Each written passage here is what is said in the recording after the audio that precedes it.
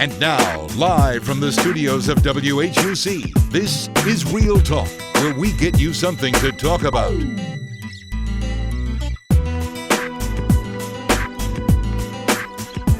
Hello, and thank you for joining us on today's edition of Real Talk. I'm your host, D'Avius Rogers. Today we welcome someone who is dedicated to mentoring young women, shaping leaders, and guiding student athletes to success both on the court and in the classroom.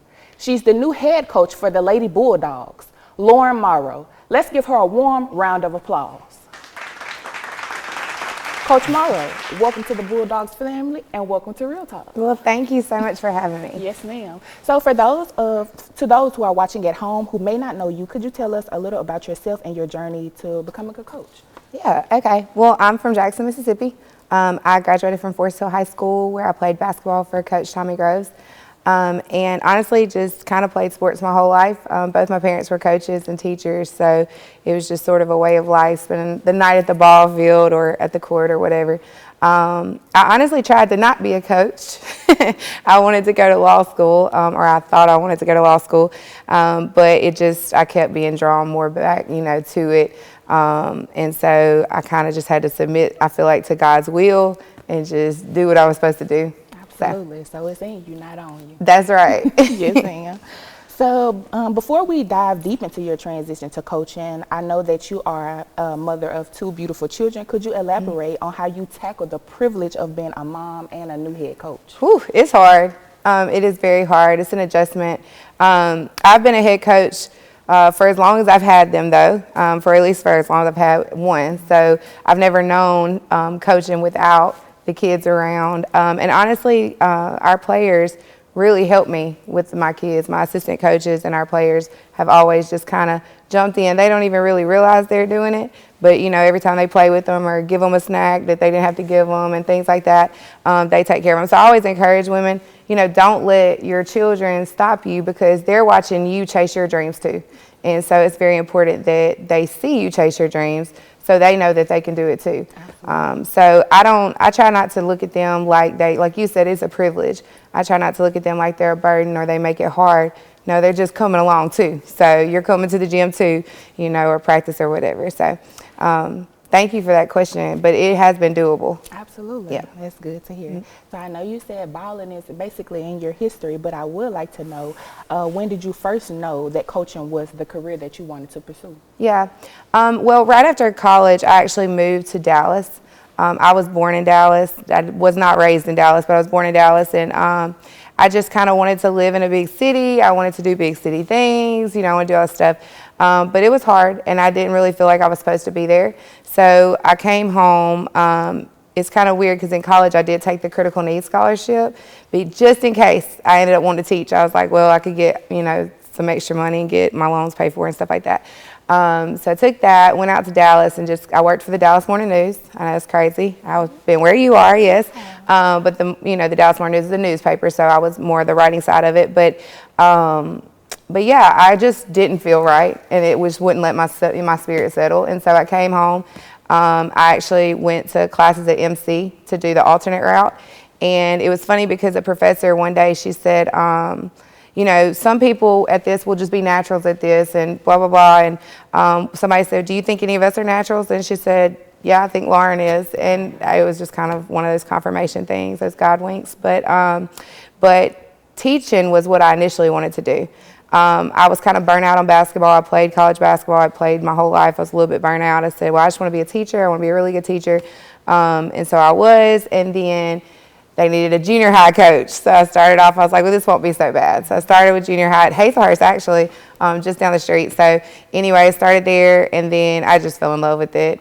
So I guess when I moved to Dallas, honestly, and I just felt God's tug saying, no, ma'am. Yes, yeah. He ain't going to let you be nowhere you're not supposed to be. That is exactly right. Yes, ma'am. He will, and then he'll fix it for you. So, yeah.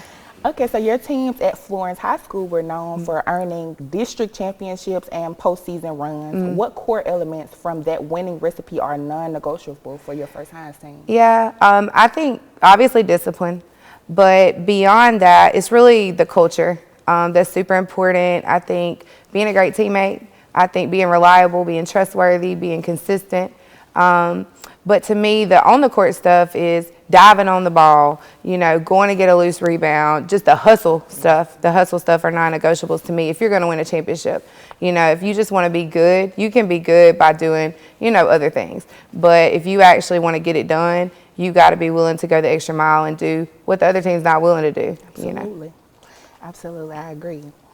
Making the jump from Flores High School to the college basketball at Hines Community College is a major milestone. What excites you the most about bringing your coaching style to the college level? Yeah, well, I've wanted to go to the next level. I've just had the itch in my spirit for a couple years now, and the timing wasn't quite right. Last year, a lot of jobs opened up, but or 2 years ago, a lot of jobs opened up, but my mom passed.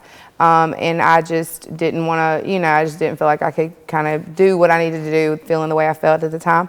But I think the most exciting thing is just to be able to take what I know is a winning formula and still do it at the next level.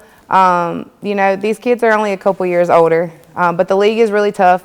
And the coaching is obviously, you're playing against some really good coaches too. There were nights in high school where I could just outcoach somebody. It won't always be like that at this level. So having to really do the preparation and all of that, I think, is going to help make us successful at this level if we prepare, if we're doing what we're supposed to do ahead of time and not just waiting to the game. So I think that's I'm excited about the jump, honestly. Yes, ma'am. All right. How do you balance pushing athletes to their competitive peak while keeping the game fun and engaging? Yeah. Well, I think the fun part is when you love the people you're playing with and you love the people you're spending a lot of time with. Whether it's me and my assistant coaches or the girls and us or just all of us, it really has to become like family because you're honestly together more than you're with your family. So I think the fun part is actually loving the person that you're playing with, caring about them and their well-being and seeing them successful and then being successful as a unit. And then all the things that go into it off the court, like the bonding and making sure that, you're keeping the main thing, but also doing the things that connect them, and that connect us outside of basketball. So. Yes, ma'am. We're having a good time talking to Miss Lauren Morrow and her adjustments to her new position.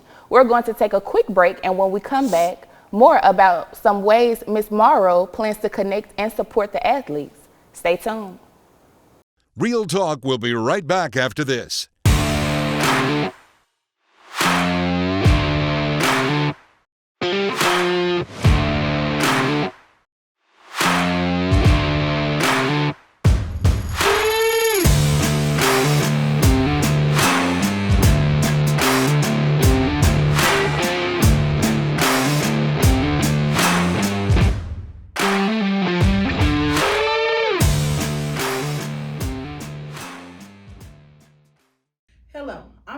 And I attended Hines Utica for the television and broadcasting program. If you want to be a part of an award-winning program, make sure you enroll in Hines Utica today.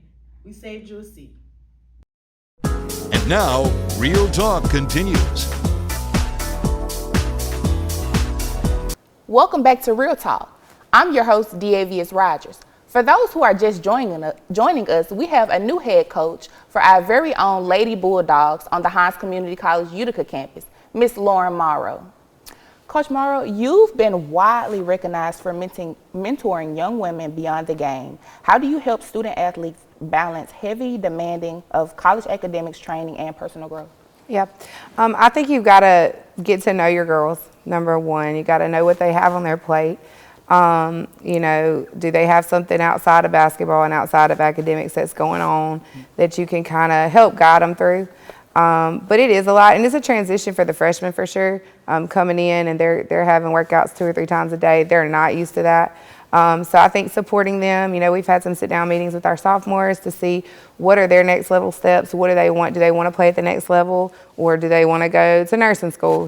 What is their next step, so we can support them through that. But I think ultimately with the mentoring piece of it, it's really about getting to know your kids off the court, and it's super important. And honestly, it helps on the coaching side, because once you know them, you can coach them better. You're not going to coach them all the same.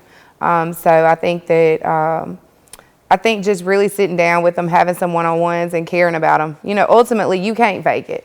You can't fake it. You either care about them or you don't. So just being genuine, actually caring about them, finding out what they have going on, and then kind of helping them, navigate what that looks like as a college athlete. Yes, ma'am. Absolutely.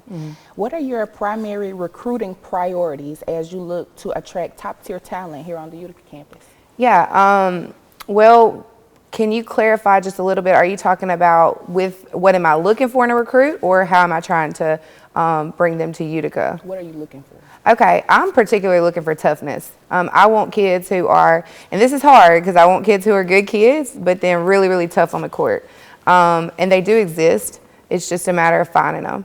And that can be tough because you don't always see, if they don't face adversity in a game you go to, or you don't know if they faced any adversity off the court that day, or, it's hard to find necessarily, or it's hard to sometimes know when a player is really tough.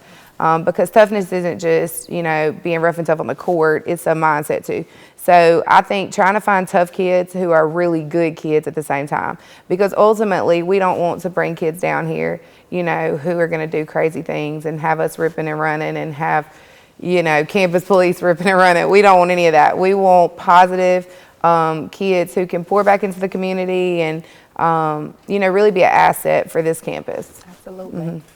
When former players reflect on playing for Coach Lauren Morrow, what is the main lesson or value you hope they carry with them? Yeah, I think most of my girls will tell you I love them.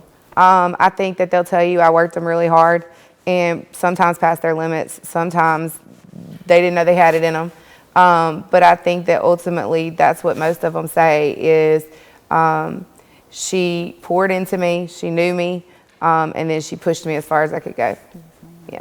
And lastly, I know that music plays a huge part in getting the ladies hyped before a practice or game. What's the one song on your pregame playlist that gets you more hyped than the team?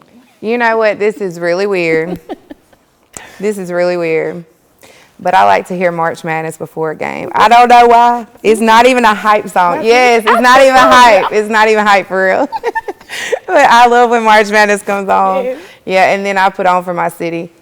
We always joke because when I first got to Florence, my assistant coach played that song and we got beat by like 60 by Clinton. And I said, don't ever play that song again.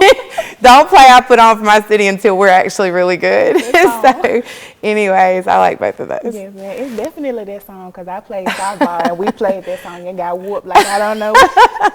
Yes, and it's so embarrassing. We didn't put on for anything. So we got to do better on that one. Yes, ma'am. I would like to thank Coach Lauren Morrow for taking time out of her busy schedule to sit down and talk with us about her new head coaching position here at Hines Community College and how she plans to lead the Lady Bulldogs to a winning season. Make sure you come out and support our Lady Bulldogs this season. Remember to like our Facebook page at Radio and Television Production, follow us on Instagram at HinesCC_Radio TV, and subscribe to our YouTube channel to keep up to date with all news surrounding Hines. You're watching Real Talk. Until next time.